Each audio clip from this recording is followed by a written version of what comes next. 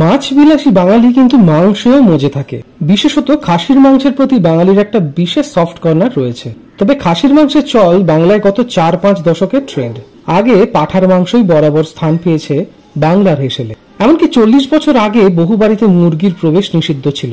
তখন ছুটির দিন মানেই বাড়ি বাড়ি থেকে পাঁঠার মাংসের সুবাসে পাড়া মাত হয়ে যেত। কালের নিয়মে পাঁঠা এখন ব্যাকসিট নিয়েছে, তার জায়গায় নিজের অবস্থান দৃঢ় করেছে খাসির মাংস।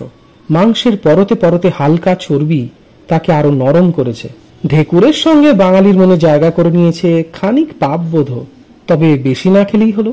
যখন খাবেন তখন এমন কষিয়ে জমিয়ে খান। বাংলার চিরাচরিত মাটন কষা রেসিপির সন্ধান দিচ্ছি আমরা। তাহলে দেখে নিন কিভাবে তৈরি করবেন বাঙালি স্টাইল মাটন কষা।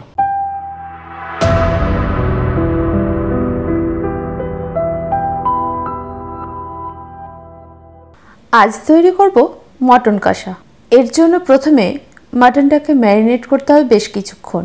আর এই ম্যারিনেশনের জন্য যা যা লাগবে তা হলো ভালো করে জল ঝরানো মাটন, টক দই, হলুদ গুঁড়ো, কাশ্মীরি লঙ্কার গুঁড়ো, ধনে গুঁড়ো, রোস্টেড জিরে গুঁড়ো, নুন স্বাদ অনুযায়ী, রসুন পেস্ট, আদা পেস্ট, আর লাগবে গ্রেট করা কাঁচা পেঁপে। এই সমস্ত উপকরণ ভালো করে মেখে ঢাকা দিয়ে রেখে দিতে হবে 1 ঘন্টার মতো। অন্যদিকে কড়াইতে সর্ষের তেল গরম করে তাতে হলুদ গুঁড়ো, কাশ্মীরি লঙ্কার গুঁড়ো আর নুন দিয়ে কয়েকটি মিডিয়াম সাইজের আলু ভেজে তুলে নিতে হবে। এবার ওই একই তেলে ফোড়ন হিসাবে দিতে হবে তেজপাতা, দারুচিনি, লবঙ্গ, এলাচ, গোটা গোলমরিচ।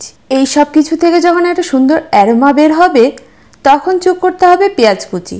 পেঁয়াজ যখন হালকা গোল্ডেন ব্রাউন হয়ে আসবে তখন যোগ করতে হবে টমেটো কুচি।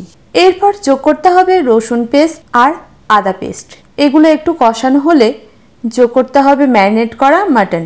এখন হাই ফ্লেমে বেশ কিছুক্ষণ মাটনটাকে কষাতে হবে। এই কষানোর সময় যোগ করতে হবে শুকনো লঙ্কার গুঁড়ো। তবে হ্যাঁ, এই কষানোর পার্টটা ঢাকা দিয়ে করলে বেশ ভালো। এর মাঝে যোগ করতে হবে রোস্টেড জিরে গুঁড়ো, চিনি স্বাদ ব্যালেন্স করার জন্য, লবণ আর গোটা কাঁচা লঙ্কা। এটা সম্পূর্ণ অপশনাল। এবার আঁচ কমিয়ে ঢাকা দিয়ে রান্না করতে হবে 15 মিনিটের মতো।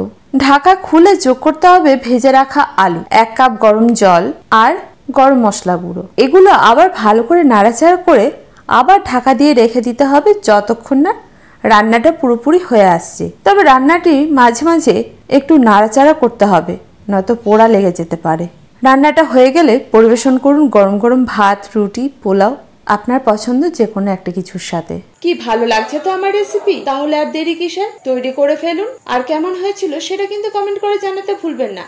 তবে তার আগে আমার ইউটিউব চ্যানেলটাকে সাবস্ক্রাইব করবেন। ফেসবুক থেকে দেখে থাকলে পেজটাকে ফলো করবেন। যারা আজকে আমার প্রথম ভিডিও দেখছেন তাদের কাছে আমার এই ছোট্ট অনুরোধটুকু রইল, আশা করি আপনারা রাখবেন।